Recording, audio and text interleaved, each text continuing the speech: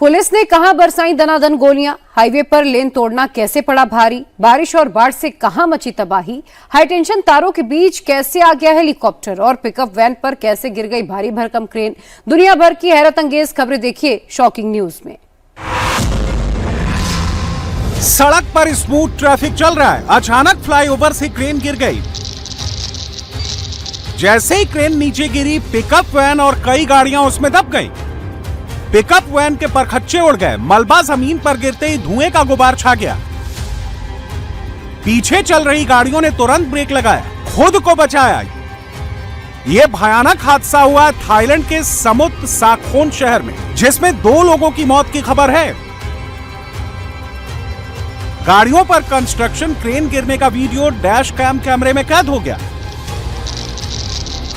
कल भी एक पैसेंजर ट्रेन पर एक क्रेन गिर गई थी, जिसमें 32 लोगों की मौत हो गई थी और 60 से ज्यादा लोग घायल हो गए।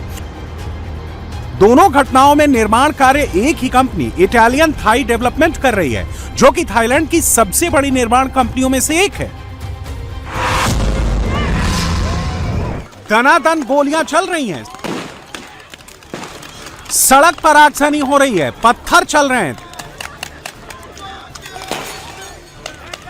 ताबड़तोड़ आंसू गैस के गोले दागे जा रहे हैं। पूरी सड़क पर धुआं ही धुआं है। बंदूकधारी कमांडोज प्रदर्शनकारियों को रोकने की कोशिश कर रहे हैं, लेकिन प्रोटेस्टर भी झुकने को तैयार नहीं, डटे हुए हैं। यह बवाल मचा हुआ है अमेरिका के मिनियोपोलिस में। बताया जा रहा है कि इमिग्रेशन एजेंट्स ने एक अप्रवासी को गोली मारकर घायल कर दिया, जिसके बाद लोगों का गुस्सा भड़क गया और ट्रंप की पुलिस के खिलाफ प्रदर्शन करने लगे। घटना पर होमलैंड सिक्योरिटी विभाग की सफाई भी आई है। उसका कहना है कि अपने बचाव में पुलिस ने गोली चलाई थी। गिरफ्तारी के दौरान शख्स ने पुलिस पर हमला कर दिया था।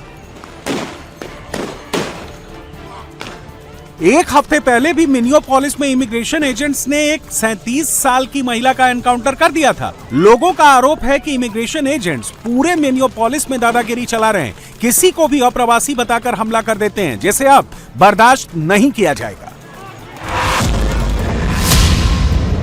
सड़क पर एक लाइन में गाड़ियों की कतार लगी हुई है। अचानक सफेद रंग की ये कार लाइन से निकलती है और ट्रकों को ओवरटेक करते हुए खाली पड़े पैसेज से गुजरने लगती है।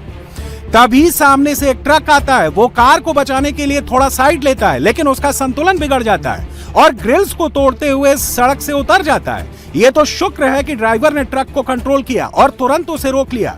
हादसा होने के बाद भी सफेद कार वाले को फर्क नहीं पड़ा। ये फिर ट्रकों की लाइन में घुसता है और ओवरटेक करते हुए दूसरी तरफ खाली पड़े मैदान पर गाड़ी दौड़ाने लगता है। ट्रैफिक नियमों की धज्जियां उड़ाने वाला वीडियो कार में लगे डैश कैम वीडियो में कैद हो गया। ये तस्वीरें सेनेगल के एक हाईवे की हैं। एक डेटा के मुताबिक सेनेगल में सालाना 700 मौतें सड़क हादसों की वजह से होती हैं। ये तो शुक्र है कि कोई बड़ा हादसा नहीं हुआ, कोई जनहानि नहीं हुई, लेकिन कई बार इस तरह ट्रैफिक नियमों की अनदेखी करने से बड़े बड़े हादसे हो जाते हैं। बाढ़ की सैलाब में कार समा गई है।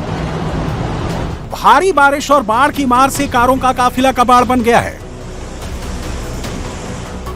कहीं कोई कार बाढ़ के पानी में बह रही है, तो कहीं सड़क पर ही कार ने समाधि ले ली है। सड़क पर सैलाब ही सैलाब दिख रहा है। समंदर किनारे भी कुदरत के कहर की तस्वीरें कैमरों में कैद हो गई हैं।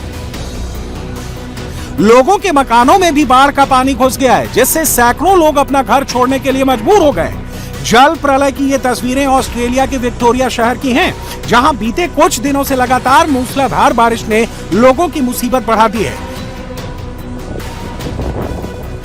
बाढ़ के कहर से शहर में हर ओर बस पानी ही पानी नजर आ रहा है। सड़कों पर जलभराव के चलते कई रास्ते भी बंद हो गए, जिससे लोगों की दिक्कतें और ज्यादा बढ़ गई हैं।